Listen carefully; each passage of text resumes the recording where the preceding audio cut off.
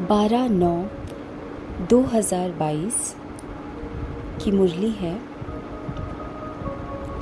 भगवान कहते हैं, मीठे बच्चे, तुम्हारा नंबर 1 दुश्मन रावण है, जिस पर ज्ञान और योग बल से जीत पानी है।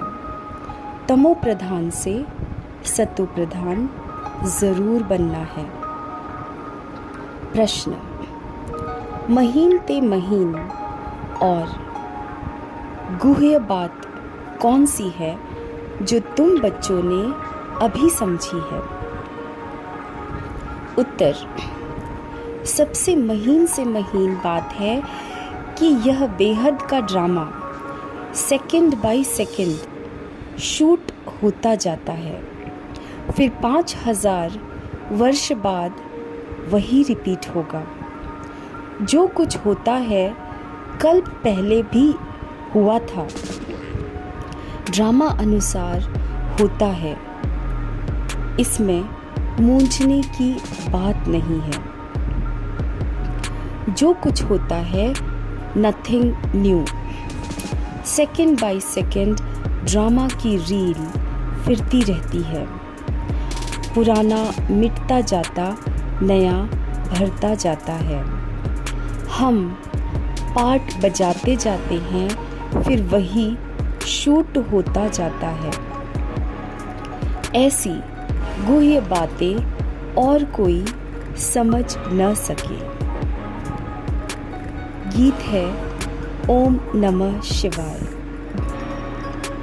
ओम शांति। बच्चों ने गीत सुना कि एक ही सहारा है दुख से छूटने का। गायन है ना, सबका दुख हरता सुख करता एक ही भगवान है। तो ज़रूर एक ही ने आकर सबका दुख हरा है और बच्चों को सुख शांति का वर्षा दिया है, इसलिए गायन है। परंतु कल्प को बहुत लंबा चौड़ा बताने कारण मनुष्य कुछ भी समझ नहीं सकते। तुम जानते हो कि बाप सुख धाम का वर्षा देते हैं और रावण दुख धाम का वर्षा देते हैं। सतयुग में है सुख, कलयुग में है दुख। यह किसकी बुद्धि में नहीं है कि दुख हरता सुख करता कौन है। समझते भी हैं कि जरूर परमपिता परमात्मा ही होगा। भारत सतयुग था, लक्ष्मी नारायण का राज्य था। यह कहते हुए भी जो शास्त्रों में सुना है कि वहाँ यह कंस, जरासंधि, रावण आदि थे, इसलिए कोई बात में ठहरते नहीं हैं। तुम जानते हो यह सब खेल है। तुम्हारी बुद्धि में है कि हमारा दुश्मन पहले पहले रावण बनता है। पहले तुम राज्य करते थे, फिर वाम मार्ग में जाकर राजाई गवा दी। इन बातों को तुम ब्राह्मण बच्चे ही जानते हो। तुम्हारा और किसी दुश्मन तरफ अटेंशन नहीं है। तुम जिसको दुश्मन समझते हो वह किसकी बुद्धि में नहीं होगा। तुमको इस रावण दुश्मन पर जीत पानी है। यही भारत का नंबर 1 दुश्मन है। शिव बाबा जन्म भी भारत में ही लेते हैं। यह है भी बरोबर परमपिता परमात्मा की जन्मभूमि। शिव जयंती भी मनाते हैं, परंतु शिव ने आकर क्या किया वह किसको पता नहीं है। तुम जानते हो भारत ऊंचे ते ऊंचा खंड था। धनवान ते धनवान 100% हेल्दी, वेल्दी और हैप्पी थे। और कोई धर्म इतने हेल्दी हो ना सके। बाप देखो किसको बैठ सुनाते हैं, अबलाएं कुब्जाएं साधारण। वह साहूकार लोग तो अपने धन की ही खुशी में हैं। तुम हो गरीब ते गरीब, नहीं तो इतनी ऊंची पढ़ाई ऊंचे मनुष्यों को पढ़नी चाहिए, परंतु नहीं, पढ़ते हैं गरीब साधारण। तुम कुछ भी शास्त्र आदि नहीं पढ़े हो तो बहुत अच्छा है। बाप कहते हैं जो कुछ सुना था अथवा पढ़ा था वह सब भूल जाओ। हम नई बात सुनाते हैं। सबसे नंबर 1 दुश्मन भी है रावण, जिस पर तुम बच्चे ज्ञान और योग बल से जीत पाते हो। बरोबर 5000 वर्ष पहले भी बाप ने राजयोग सिखाया था, जिससे राजाई प्राप्त की थी। अब फिर माया पर जीत पाने के लिए बाप राजयोग सिखला रहे हैं। इनको ज्ञान और योग बल कहा जाता है। आत्माओं को कहते हैं मुझे याद करो।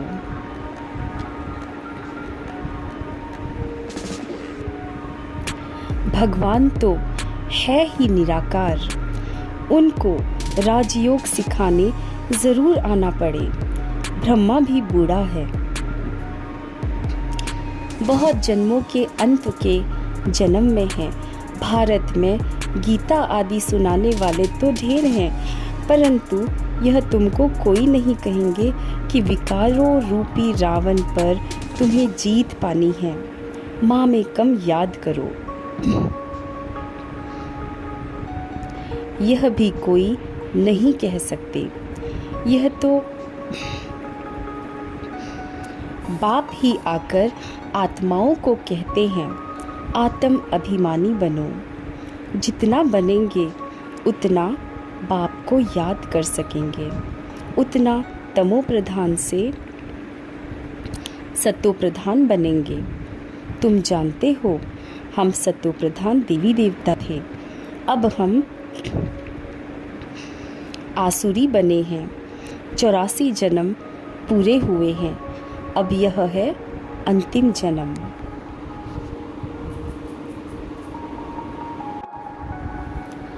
तुम बच्चे जानते हो बाप हमें समझा रहे हैं, वही ज्ञान का सागर पवित्रता का सागर है। इस समय तुमको भी आप समान बनाते हैं। सतयुग में यह ज्ञान प्रायः लोप हो जाएगा। ऐसे भी नहीं समझेंगे कि यह राज्य हमको परमपिता परमात्मा ने दिया है। अज्ञान काल में भी मनुष्य कहते हैं सब कुछ ईश्वर ने दिया है। वहाँ ऐसे भी नहीं समझते, प्रारब्ध भोगने लग पड़ते हैं। ईश्वर का नाम याद रहे तो यह भी सिमरे कि बाबा आपने तो बहुत अच्छी बादशाही दी है, परंतु कब दी, क्या हुआ, कुछ भी बता नहीं सकते। वहाँ धन भी बहुत रहता है, एरोप्लेन आदि तो होते ही हैं, फुल प्रूफ।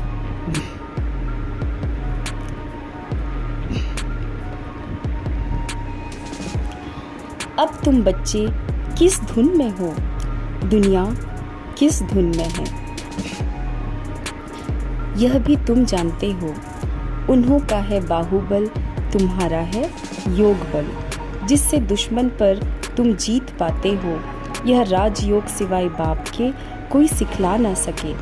बाप कहते हैं मैं बहुत जन्मों के अंत में इनमें ही आकर प्रवेश करता हूँ, जिसमें कल्प पहले भी प्रवेश किया था।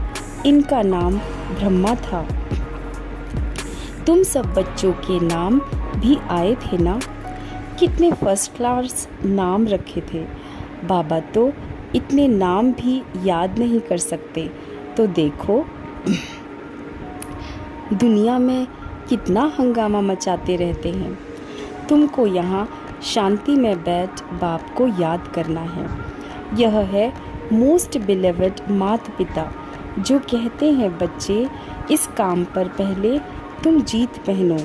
इसलिए रक्षाबंधन का त्योहार चला आता है। यह पवित्रता की राखी भी तुम बांधते हो। सतयुग त्रेता में यह त्योहार आदि नहीं मनाएंगे। फिर भक्ति मार्ग में शुरू होंगे। बाप इस समय प्रतिज्ञा कराते हैं, पवित्र दुनिया का मालिक बनना है तो पवित्र भी ज़रूर बनना है। मुझे याद करो तो इस योग अग्नि में पाप दग्ध होंगे। तुमको तमो प्रधान से सतो प्रधान बनना है। कोई तो नापास भी हो जाते हैं, जिसकी निशानी भी राम को दिखाई है। बाकी कोई हिंसा आदि की बात नहीं। तुम भी क्षत्रिय हो, माया पर जीत पाने वाले। जीत न पाने वाले नापास हो पड़ते। 16 कला के बदले 14 कला बन पड़ते हैं।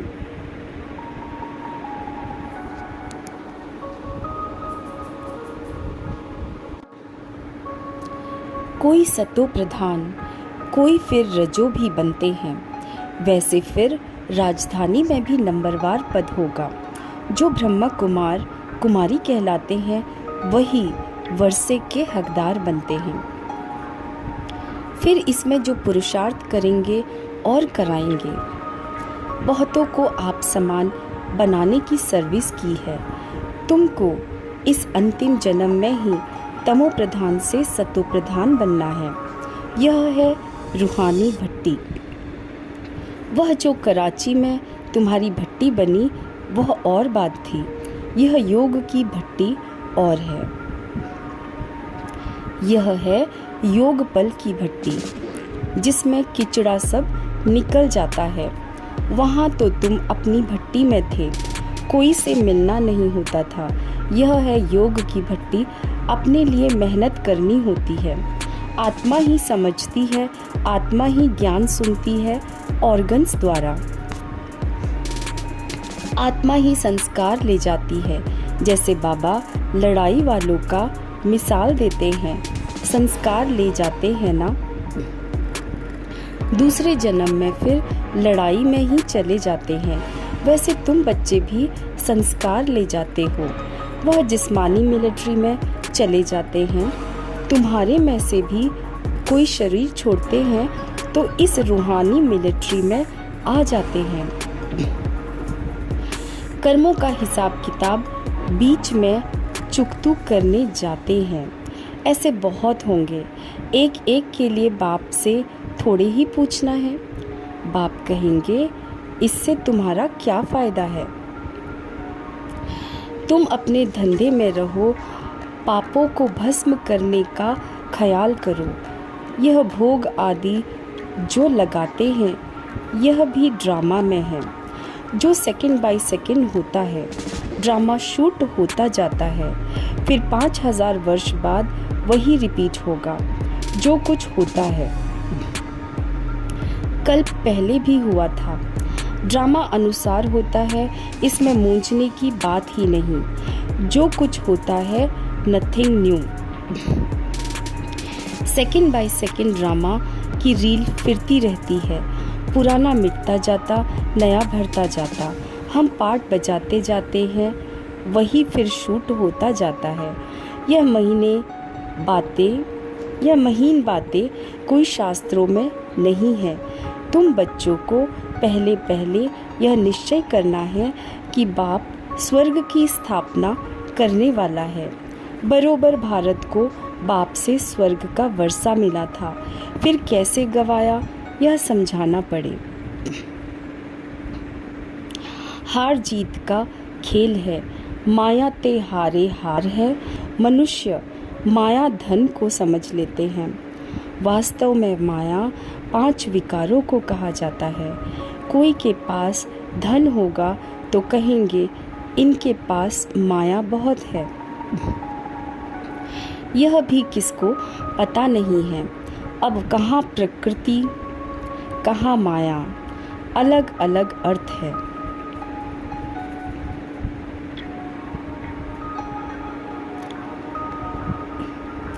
मैगजीन में भी लिख सकते हो कि भारतवासियों का नंबर 1 दुश्मन यह रावण है, जिसने दुर्गति को पहुंचाया है। रावण राज्य शुरू होने से ही भक्ति शुरू हो जाती है। ब्रह्मा की रात में भक्ति मार्ग में धक्के ही खाने पड़ते हैं। ब्रह्मा का दिन चढ़ती कला, ब्रह्मा की रात उतरती कला। अब बाप कहते हैं इस माया रावण पर जीत पानी है। बाप श्रीमत देते हैं श्रेष्ठ बनने लिए। लाडले बच्चे मुझ बाप को याद करो। विकर्मा जीत बनने का और कोई उपाय नहीं है। तुम बच्चों को भक्ति मार्ग के धक्कों से छुड़ाते हैं। अब रात पूरी हो प्रभात होती है। दिन माना सुख, रात माना दुख। यह सुख दुख का खेल है। बाप यह सब राज बताकर तुमको त्रिकालदर्शी बनाते हैं। अब जो जितना पुरुषार्थ करे, बीज और झाड़ को जानना है। बाप कहते हैं बच्चे अब टाइम थोड़ा है, गाया भी जाता है एक घड़ी आधी घड़ी। तुम बाप को याद करने लग जाओ और फिर चार्ट को बढ़ाते जाओ।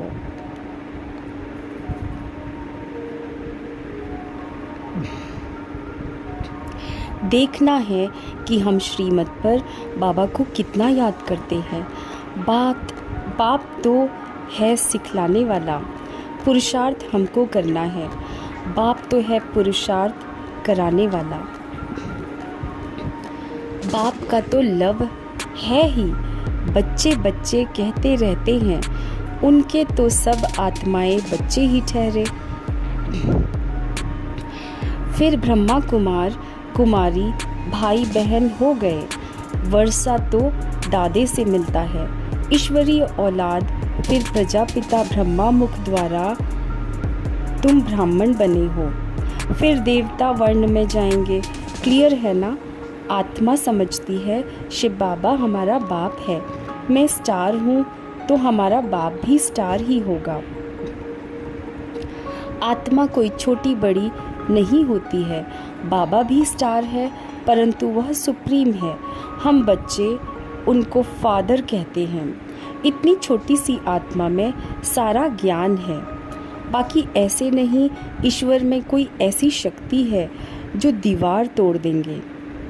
बाप कहते हैं मैं आता ही हूँ तुमको फिर से राजयोग सिखलाने के लिए।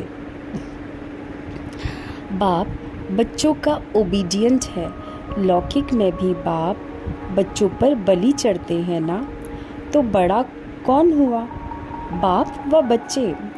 बाप सब कुछ बच्चे को दे देते हैं, फिर भी बच्चा छोटा है, इसलिए रिगार्ड रखना होता है। यहाँ भी तुम बच्चों पर बाप बलि चढ़ते हैं, वर्षा देते हैं, तो बड़ा बच्चा हुआ ना। परंतु बाप का फिर भी रिगार्ड रखना होता है।